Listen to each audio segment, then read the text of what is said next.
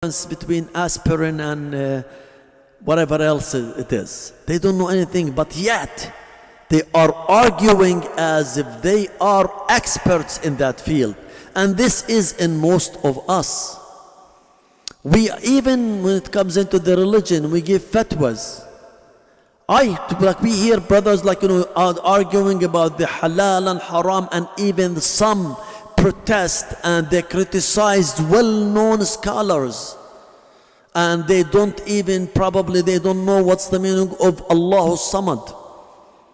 They don't. And yet, and I heard a brother criticizing Al-Allama, may Allah be pleased with him, the one who passed last month, Sheikh, subhanallah, forgot his name, in Dubai, Al-Qaradawi, Jazakallah khair, Yusuf Al-Qaradawi. And that brother, I know his knowledge of Islam is very shallow. He doesn't have, like, who are you to criticize a scholar like this? And he was not criticizing him as a person. No, his fatwas. He says he gave this fatwa. How come? Where you got this knowledge from? And the problem is we also listen to those people without knowledge. Another example is, about a few months ago, I received a message on my social media, WhatsApp, from more than one brother, a person who claims that he is so knowledgeable in I'jaz al-Quran, the miracle of Quran. And he says, like, the I'jaz al-Raqami, the numeral miracle of Quran. And the brothers, Allahu Akbar. And what he said is, the number of the days are mentioned the same as nights in Quran. And the months are mentioned 30 days, and the week is the week is mentioned 4 times as if it is big. The number of male rajul versus mar'ah is the same exact number. Do you know what miracle is? What is a miracle? The miracle is something beyond the capacity of humans, that we humans cannot do. This is the miracle that humans cannot do. And let me ask you, can't I write any book now and mention the days 7 times, and mention the weeks 4 times, and mention the months 12 times? Cannot I mention male the same number? I can control this. Any one of us can do that. What is the miracle in that? And what? This is social media is a problem with us. There are so many messages we get, we don't know the source of them, and then we spread them. And those people claim they have knowledge, and what kind of knowledge do you have? On what basis? And our biggest problem is we listen, not only listen, we convey the message. And Rasulullah said, كَفَى بِالْمَرْءِ كَذِبًا أَنْ يُحَدِّثَ بِكُلِّ مَا سَمَعَ. It's enough of a liar of a person to be a liar, to tell everything they hear.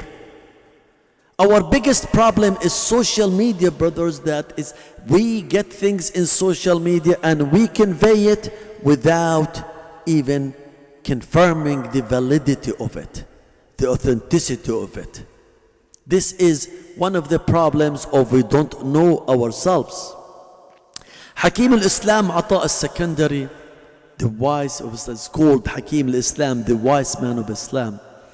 He said that don't be fooled by the compliments you get from people. A lot of people, when you praise them, they feel, oh, mashallah, this is so knowledgeable. Oh, mashallah, this man is great. This man is this man is that. And he says, don't be fooled by the compliment of the others. You know yourself, and you know what you can do and what you cannot do. What people say about you, what people think of you, is assuming. But what you know about yourself is a fact. So you have to go back to yourself always and evaluate yourself. You have to know your strength and your weaknesses. If you have true strength, true knowledge of something, enhance it and improve it. And if you look at your shortcomings, improve them, and do not claim that you have these things. Ali ibn Abi Talib, may Allah be pleased with him, said, قدر كل امرئ ما يحسن. The worth of a man lies in what he does well. Okay, so you don't need to be an expert of everything. We don't need to, I don't have to know everything about any subject, about any topic. Okay, so I just have to stick to the things that I know, whether it's like my field of study. This is something I know, I can discuss and I can argue about it, or my expertise at work. Yes, that is fine. It's good to not to conceal knowledge from people. You need to give the knowledge that you have to the people, to others, but do not claim what you do not have. If you don't know anything, there is nothing wrong. I don't know, and you ask the people who knows. And this is what Allah commanded us in Quran when He said, فَاسْأَلُوا أَهْلَ الذِّكْرِ إِن كُنتُمْ لَا تَعْلَمُونَ. Ask the people of knowledge if you know not, if you don't know. And this applies to our religion, to about anything else. So when it is about, let's say, vaccine, just ask the people of the medicine, the people of the field. When it's politics, when it's fatwa, when it's this, when it's that, we need always. There is nothing wrong with saying, I don't know. And this is a problem with most of us. If somebody asks me about something, I don't say I don't know. Is this halal? Is this haram? And we start arguing. And even one brother, once I was making wudu, like, on my socks, and he starts, this is wrong. Okay, well, who are you to tell me? Do you have knowledge? Or this is assuming? This is guess, you think you know. I don't mind anybody telling me something, but it has to come from people with knowledge. So we have to get rid of, I know, and we have to start admitting things that you don't know. I don't have to know everything and everything in life. And this is one of the strengths of this country, actually. There are people who go to studies and in many fields, but this country, the specializations. They give the people a specific job. This is your job. These are the things that you do, so you become an expert at it. And things other than this, leave it to the others. If each of us knows his strength and his weaknesses, then we'll be, inshaAllah ta'ala, in a good way. Because some of the problem, this one here, if we follow this and if we think of fasting, this pushes us to be truthful with ourselves. So the first thing that you have to be is to be honest with yourself. This is an important moral that we should have. We should accept our shortcomings. And it's not only us, Sahaba. Look at the Sahaba, who are the best people after prophets. The Sahaba, in so many occasions, look what Allah said about them. علم الله أنكم كنتم تختانون أنفسكم فتاب عليكم وعفى عنكم. Allah knew that you were deceiving yourself. And so here it is, and then Allah gave you mercy.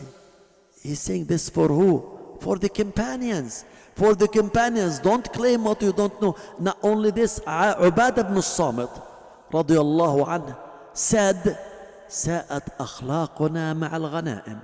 Our morals became bad, some bad morals with the spoils of war. And he's saying this about when? After the battle of Badr. Badr, that Prophet Muhammad sallallahu alaihi wasallam said, لعل الله اطلع على أهل بدر وقال افعلوا ما شئتم فإني قد غفرت لكم. Allah, I believe that Rasul sallallahu alaihi wasallam said that I think Allah looked at the people of Badr and says, do whatever you want, I forgive you. And yet they are admitting wrongdoings. ساءت أخلاقنا مع الغنائم. Okay, and here also Allah subhanahu wa ta'ala says to those best followers of Allah subhanahu wa ta'ala after the Prophet, He said, منكم من يريد الدنيا ومنكم من يريد الآخرة. Some of you seek this life and some of you seek the hereafter. And who are those? The Sahaba, the best humans. So if Sahaba Radwanullah alayhim, those best humans after the prophets, admit they have shortcomings, so what's wrong with us to admit, I don't know this?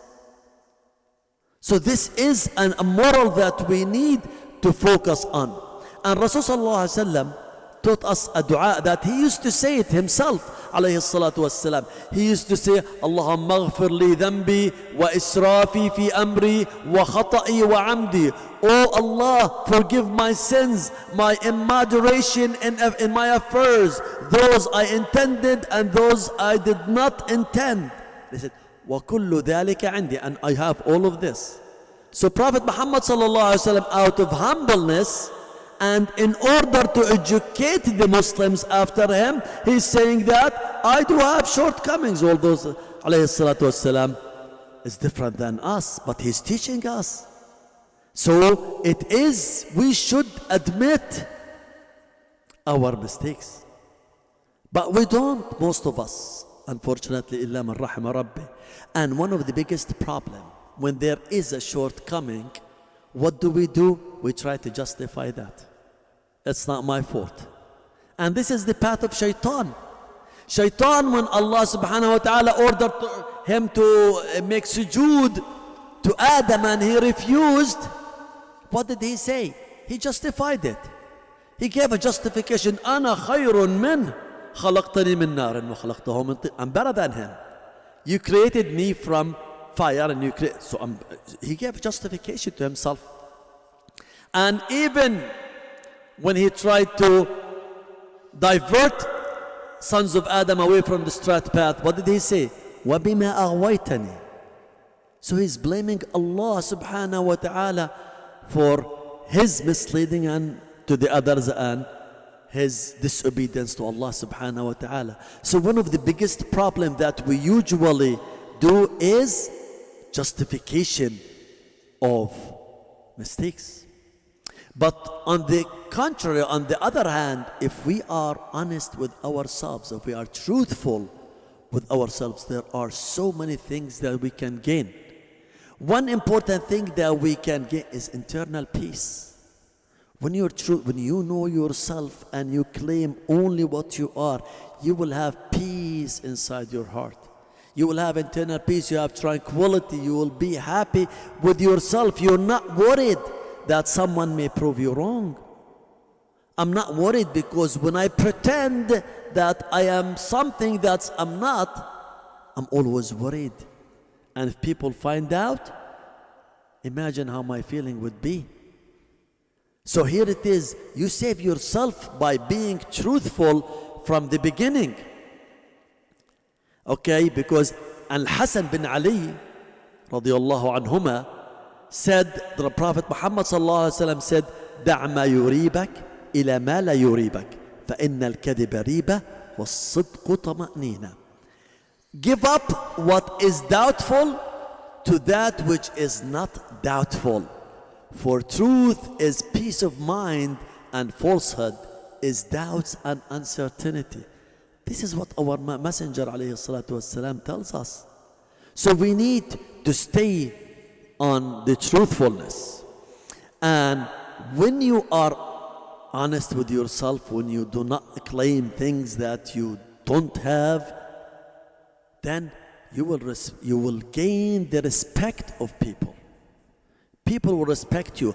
People who are honest, truthful, and transparent, people respect them. And vice versa. If those who are not, people do not respect them and do not look at them. So when you are truthful, first and most with yourself, first of all, you're going to have tranquility and peace inside you, and then you will gain the respect of the others. And when you practice honesty, that's going to reflect in our family, especially parents.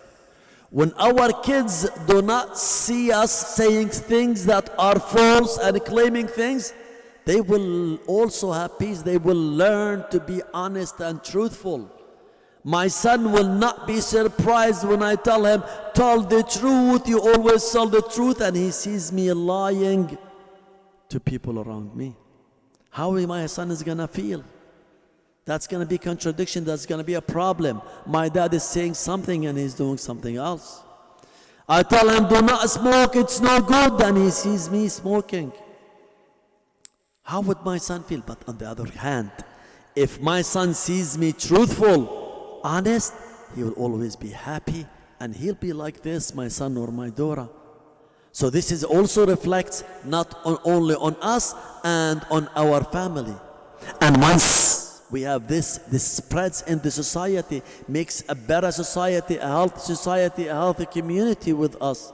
You know how much organizations and governments spend to enforce the law and have transparency. But if we do this, we will save a lot of resources for this. Look at the Sahaba. Umar ibn al-Khattab radiallahu anhu said, I feel about Bayt Mal al-Muslimin, the treasurer of the Muslims, like Ministry of Finance nowadays, Secretary, Department of Finance. He says, I feel as if it is the money of the orphanage. So he was always transparent about what's in it and what comes in and what goes out and to who it goes out. That's why one of the, of the companions once told him, Umar, you're not fair. Why? You're longer than me and you have a dress that is on your size. The piece of clothes I got is my size, I'm short. And because yours, you are longer, you are taller than me, so you have a longer dress, means you took more than me. And then he called his son and he says, can you answer? He says, I gave him part of mine. Transparency. He was transparent, clear with everyone on what comes in and what comes out. And what about us? A few years ago, the United Nations has a report that the least transparent countries are Arab and Muslim countries, unfortunately. This is a report by the United Nations. So we are the least. And this is a problem, brothers and sisters. Sidq, truthfulness, is not only winning in this life, but it also winning in the hereafter. Rasul sallallahu alaihi wasallam says, "Inna sidqa yahdi ila al-birr, wa inna al-birra yahdi ila al-jannah." Truthfulness leads to piety and righteousness, and piety leads to Jannah.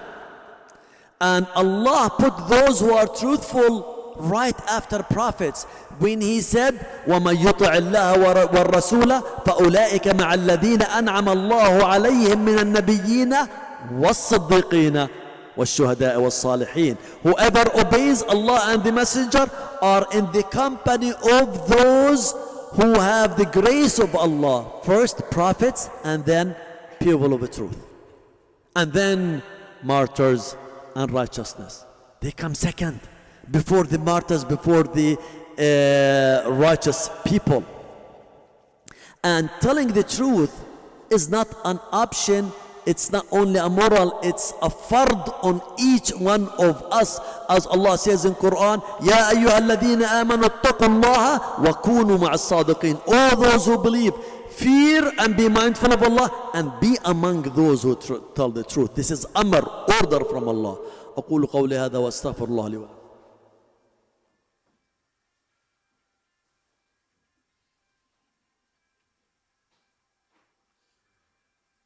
Alhamdulillah Rabbil Alameen wa salatu wa salamu ala Sayyidina Muhammadin wa ala alihi wa sahbihi wa sallam.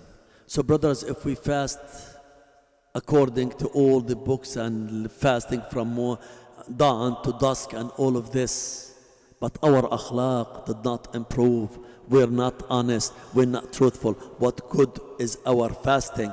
Because remember, Allah told us that siyam, fasting by itself, is not an objective. It's means to achieve taqwa. And part of the taqwa, as I said in my khutbah 2 weeks ago, is to have truthfulness with Allah and with the creation of Allah subhanahu wa ta'ala. So we need to use this Ramadan, that when the way we observe ourselves, to be truthful in our fasting, we have to be truthful in everything that we do. اللهم اغفر لنا وارحمنا، اللهم عافنا واعف عنا، اللهم يا حي يا قيوم أعنا على الصدق وقول الصدق وفعل الصدق، اللهم ارحم آباءنا واصلح أولادنا. اللهم كن مع المستضعفين في مشارق الأرض ومغاربها. اللهم كن مع أهلنا في فلسطين. اللهم ارفع الظلم والعدوان عنهم. اللهم واصلح أولادنا يا حي يا قيوم. آمين آمين. وأنت يا مقيم الصلاة أقم الصلاة إن الصلاة كانت على المؤمنين كتابا موقوتا. ولذكر الله أكبر والله يعلم ما تصنعون.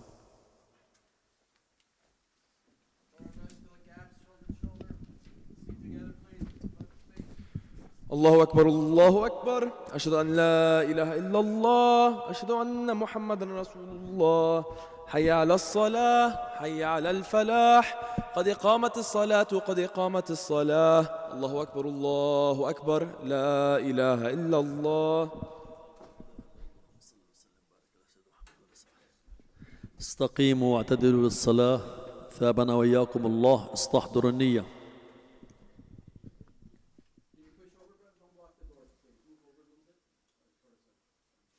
Have room for each other, brothers. الله أكبر.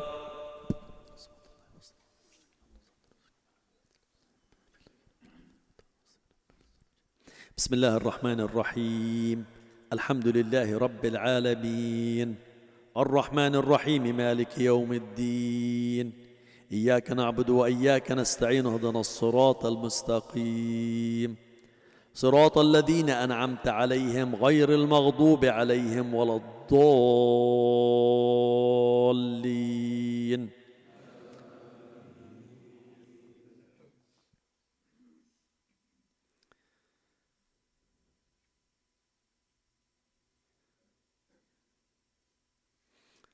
بسم الله الرحمن الرحيم. إنا أنزلناه في ليلة القدر وما أدراك ما ليلة القدر. ليلة القدر خير من 1000 شهر. تنزل الملائكة والروح فيها بإذن ربهم من كل أمر. سلام هي حتى مطلع الفجر. الله أكبر.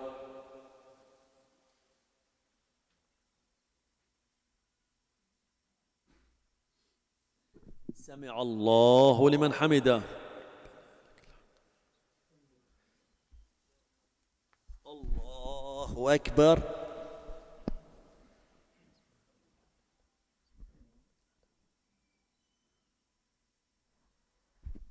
الله أكبر.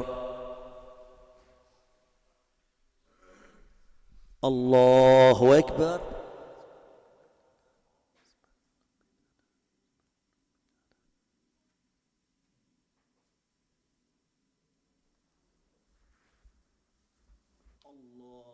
الله أكبر. بسم الله الرحمن الرحيم. الحمد لله رب العالمين الرحمن الرحيم مالك يوم الدين. إياك نعبد وإياك نستعين. اهدنا الصراط المستقيم صراط الذين أنعمت عليهم غير المغضوب عليهم ولا الضالين.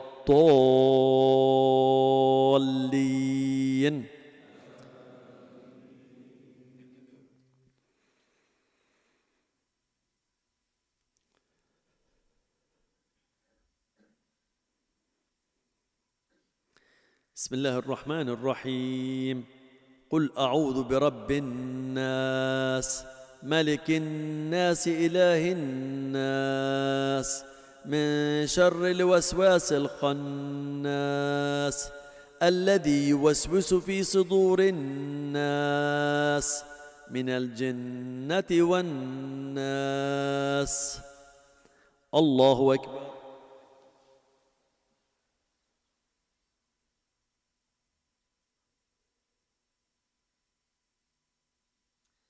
سمع الله لمن حمده. الله أكبر.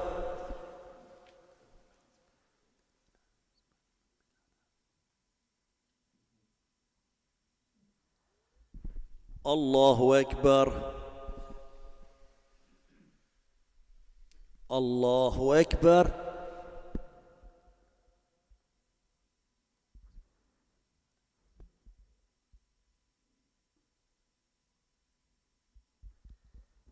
الله أكبر.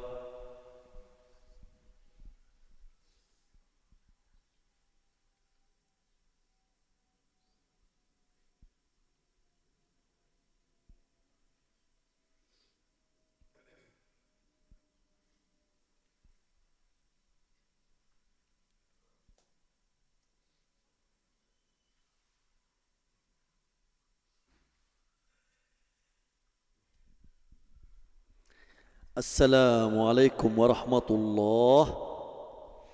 السلام عليكم ورحمة الله. استغفر الله.